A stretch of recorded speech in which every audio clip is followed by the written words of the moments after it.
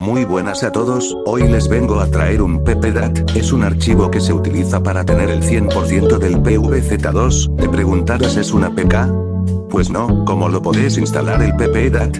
Pues les voy a dejar un link del archivo, el archivo lo tenés que extraer y te va a dejar el ppdat, lo siguiente de lo que tenés que hacer es cortar el ppdat y ir en Android, Data y el archivo de PVZ2, después sigues entrando en los archivos hasta llegar en Novacat, pegas el ppdat, haz como está en pantalla, pero si entras la carpeta Data y te salta acceso denegado, pues, les voy a hacer un vídeo para solucionar eso, entras al PVZ2 y tendrás todo desbloqueado.